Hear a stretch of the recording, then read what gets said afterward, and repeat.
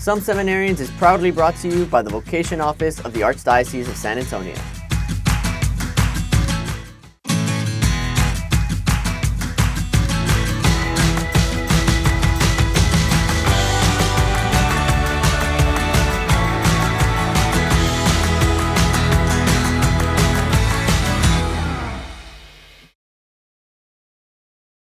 Hello, everyone, and welcome to another episode of Some Seminarians podcast, a podcast starring seminarians of the Archdiocese of San Antonio. And I'm joined today with Javier Ramos. Hello. And Prashanth Kumar. Hello. Welcome. Well, today we're going to be talking about one of our virtues, one of the virtues that we're called to work on and build towards our perfection and holiness, and that virtue in particular that we'll be discussing today is the virtue of prudence. And so I'm sure there's a lot we can talk about as we live our lives and we try to discern and figure out exactly what does it mean to be prudent and how we can live prudent lives. What comes to your mind, Prashanth, when you think of the word prudence? Like if someone were to just ask you about it, what are some things that come to mind? I don't know if I can very prudently answer, but still I will try. So as I was doing some research about it, so I just noticed that prudence is about a practical wisdom that we need to be good and to act good, to make right decisions in our day-to-day lives, in the ordinary and extraordinary affairs. To make those good decisions, right? And I think that's really important. And even as we use the word discernment, especially within our lives as we discern our vocation, considering what is the Lord calling me to and how to live my life. We discern the vocation now, the three of us at least, to the vocation of priesthood, right? Javier, what would you say, how could prudence impact your discernment process? Yeah, I think we really need prudence to understand what we're being called at and how to answer that call. Right. We really need to be attentive to the signs, to other people that are in our journey as we devote our time to this stage of our formation. Or even before that, if it's you discerning in any stage of life, high school or work environment, you need prudence to really understand and really put to mind what is God calling me to and how can I answer prudently to that call. Right. Yeah, you make a good point because you say that to respond to what God's calling us to, because I think when we think about decision-making in our world and in our culture, there's a lot of voices that come at us, right, that are trying to help us or guide us in a particular direction, right? The culture certainly is telling us, go try to find the best paying job or try to have the most fun on vacation, or the culture is telling us and trying to direct us in particular ways. But as we talk about discernment, but then also prudence, that helps us to make and form our decision-making process, right? True. Yeah. Like prudence is very needed. It's not like once for life decisions kind of thing. It's like on a daily basis, we need to make that constant choosing between good and evil, and always make that right decision so as to follow the God's will in our lives. Yeah. So that's very, very important. And Prashanth, what would you say? Would it be easy? It's not actually easy because sometimes because the temptations are such big and the devil is real and the world is just pulling you with all kinds of attractions and distractions kind of things. Yeah. But at the same time, we need God's grace accompanied with the prudence to make right decisions. I think without God's grace and prudence, we'll not be able to make the right decisions. Prudence alone cannot do as well, but we need God's grace accompanying along with prudence. Right. So we need that. You make a good point. Thank you for sharing that, because it's absolutely true, right? That because of the effects of original sin on all of our lives, we have the concupiscence, our orienting toward sinfulness, which is a natural component of our human lives. And so the need for God's grace to open ourselves up to receive that grace from God can help to build us up to become, to form ourselves in such a way that we become more prudent. And I think you said it, Prashanth, earlier, but in everyday decision making, it's not like a one and done kind of thing, but in the little things. And I think you touched on it too, Javier, when you were talking about like being prudent at whatever stage of your life journey. You mentioned high school or in your career, no doubt within relationships, and also your pursuit of holiness, that it's something that it's a virtue that we need to practice constantly and always and every day. Would you agree with that? Yeah, I think prudence is one of those things that maybe people see it only for holy people or people of the church, but it's a virtue that you need for your daily life, right? No matter what your vocation is. Yeah. Because it's a thing that you always need to have a life of virtue in God, right? And in the way of Christ, right? Just like the gospel have showed us. Because people make that mistake. Yeah. They say virtues or all these things are only for holy people. Right. But these are virtues that are here to help us to become better Christians and better human beings between each other as well. That being said, then, what would you say, how do we build that virtue? We're talking about like it's necessary in our everyday life, and we're encouraging certainly everyone who's listening and watching to be attentive to that virtue of prudence. But how might we build that virtue in our own life, in our daily life? As I was just trying to learn something about this, I noticed that there are 3 steps in the virtue. Okay. So the first being counsel, to know what is good, what is evil, and to know that, just the knowledge of it. And then second one is judgment, and third one is command. So there is a 3-step thing, and then like we can go wrong at any part, and we can be right at all 3, and still we can decide to do something very imprudent. Right. So it's very challenging, but we need to, I think we need to pray for God's grace, and then be patient and very consciously practice this virtue. It doesn't come automatic. Right.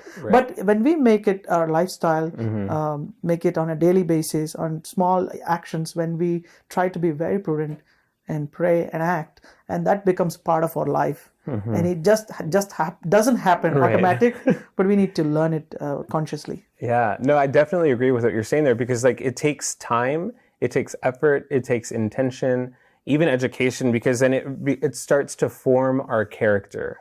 Right, it becomes a part of who we are. All of the virtues certainly we can develop in our lives, and the more that we form ourselves and educate ourselves in what is truly right and wrong, and form our conscience in that way, as we learn more of the teachings of the church and of our faith, that can then form our conscience and our character, so that when we approach any sort of decision, like we talked about earlier, when we approach any time that we have to go left or right or yes or no, that we can have the virtue of prudence on our heart and in our mind, and it can help us to make that decision moving forward. So I think one thing naturally perhaps is that we might look at the lives of the saints, those who've gone before us, right, and who've practiced that virtue of prudence. And we know this, the saints are not necessarily those who were perfect on this life, right?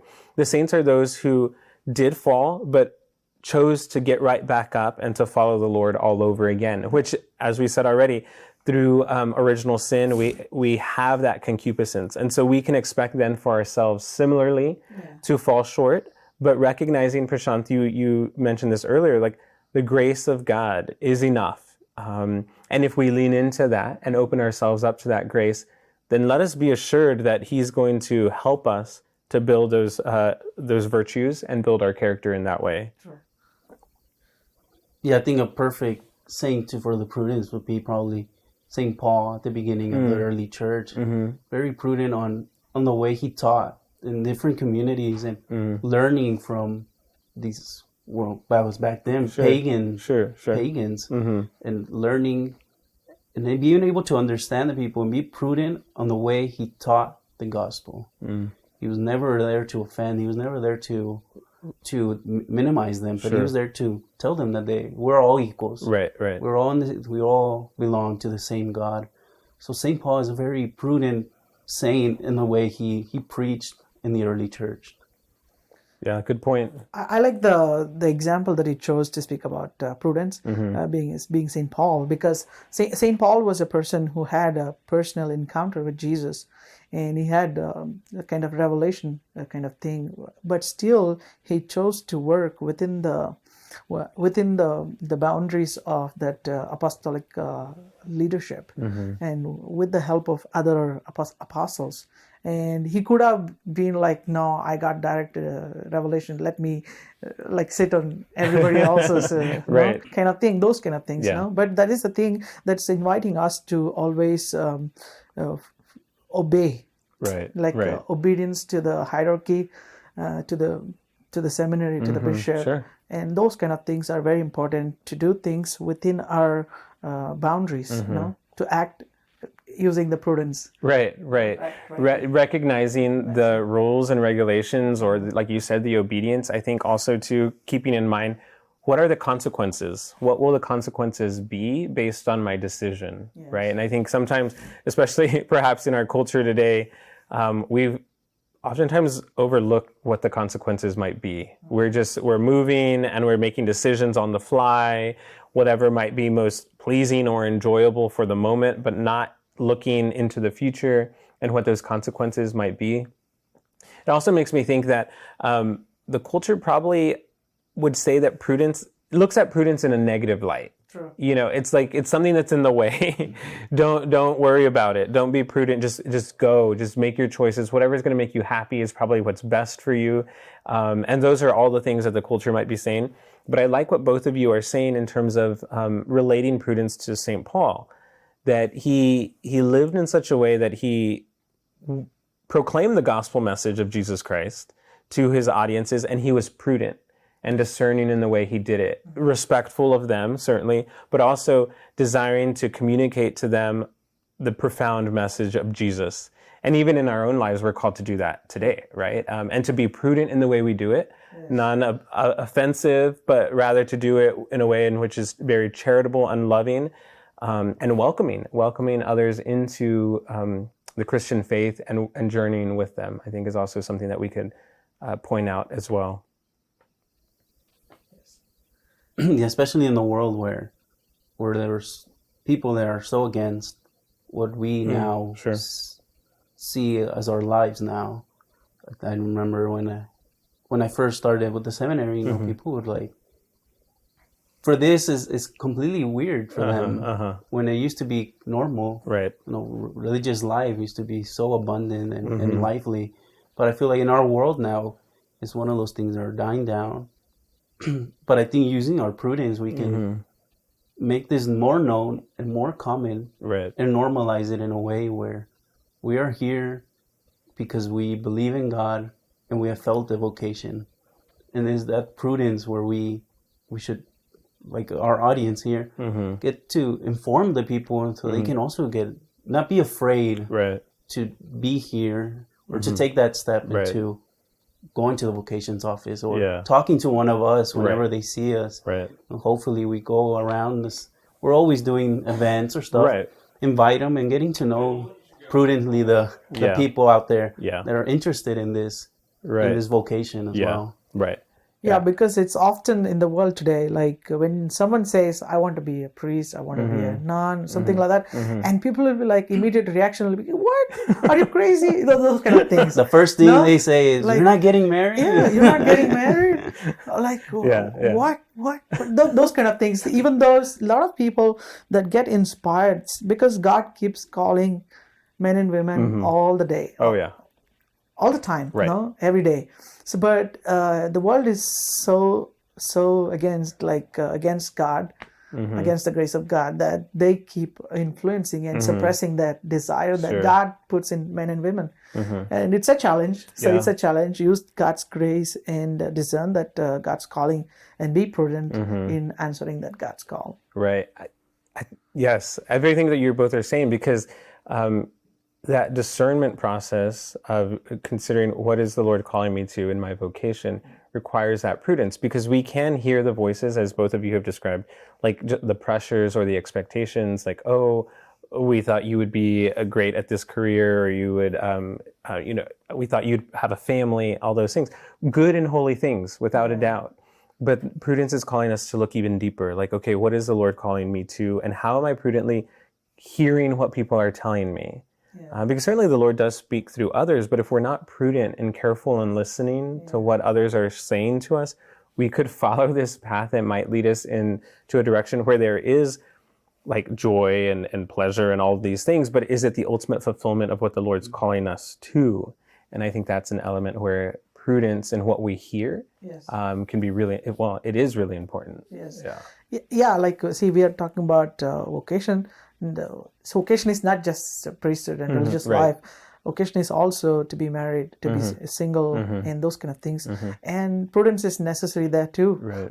Because today to be holy is very, very hard. Because the culture is such that the men and women are constantly pulled into and kind of tempted to do bad things. And holiness is something that's a question mark. Really, do I really want to? Like, if you see, like, if a guy or a girl says, no, I've never lost my virginity, those kind of things. It's very weird to be like that. But God always calls men and women to be holy, to get married, to bring up that holy family. And that's from where we get holy vocations to priesthood and religious life, and even to continue the Christian faith till the end of time. It's very, very important to practice that virtue of prudence in every walk of life. And I think one thing that people might think of when they're considering prudence is one of the reasons they might back away from it, because they might see it as, oh, you're being timid, or you're being fearful, or you're being, and perhaps even some Christians can like hide, let's say, behind prudence by saying like, oh, I'm not going to do anything. I'm just being overly sensitive and overly cautious. I'm not a risk taker. And so I'm trying to be prudent here. And so therefore they never advance forward. They never move into an unknown area. They never go out and proclaim the gospel, because they might say, well, that'd be imprudent if I were to go to that area or go talk to that group. And so there can be some downfalls if we're not properly formed in the virtue and understanding of it. And so some might have that fear of like, oh, I'm being prudent, and which means I'm going to be like, I'm just going to stay in my corner and I'm not going to go anywhere. But that's not... That's a danger. There's a danger. As I was saying, like prudence, the knowledge of prudence is not prudence itself. So the prudence lies where you act prudently. It should come in action. Otherwise, it's no prudence at all. Very good. Well said, Prashanth. Absolutely. Because we can think prudently, but if it doesn't manifest itself into these actions, then, like you said, it's not actually prudence at all. It's being double standard and kind of hiding away from God's will. And we are not doing what we are called to be doing. Those kind of things. Yeah, and it's certainly coupled with all of the other virtues as well, right? We're not looking at it isolated and just it's its own thing, but through the grace of God, we can bring all of these virtues together and we can build on one another. And I know we're featuring lots of podcast episodes on the virtues themselves, so definitely go check them out, perhaps on YouTube or other places you find podcast episodes, and see what we're talking about in the other virtues. But for today, in terms of prudence, like you said, just thinking about it is not enough. You have to act on it. Live it out. Every virtue is something that you must act out outside of just your inner self. Because if not, it cannot be a virtue. Every virtue must give fruit. Amen. So we must always discern what this virtue is calling us to and act on it. The prudence is the mother of all virtues, or kind of a crown of all virtues, because the prudence is the virtue that helps us to practice other virtues rightly. That's why the prudence is very, very important. It's very important that we practice and we learn and we cultivate that in our life very strongly. Because everything what we were just saying too, that we can go in these extremes then in any of the virtues where they become vices, right? It actually gets in the way of our holiness because we're so attached to something or we're so kind of consumed by it.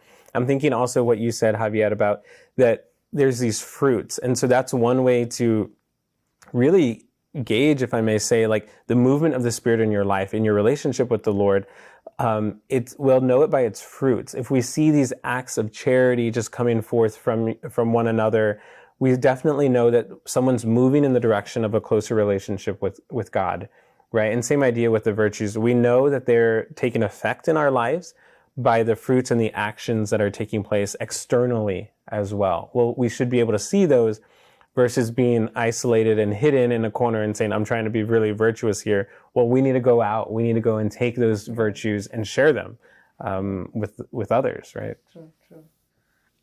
Our call to follow Christ demands certain amount of we need to take that risk. That is, when we take risk, we become prudent. Like even where you act, how you act, all that matters. Right. So that's where the prudence come into the picture. If you never respond to God's constant invitation to act upon things for God, no, we are not prudent at all. You're being imprudent. Right. And imagine if we were, thanks be to God for the gift of the grace to constantly desire to be prudent and to grow in our virtues. Thanks be to God for the grace that the three of us have received to be able to respond to the invitation we feel from the Lord to enter into seminary. And thanks be to God for our community of brothers here in the seminary that can help us to grow in virtue, that can help to challenge us and say, I'm not sure, Javier, I'm not sure if you were so prudent in this action that I saw, or vice versa, right? But like, knowing that as a community of believers, as a body of Christ, that iron sharpens iron, that we're here to help one another and encourage one another to grow in virtue. And I think that's definitely something that we see here within our community, within the seminary, by all of the helps that we have, that they can help us to become more and more virtuous, and in this case, more prudent, right? Which is important.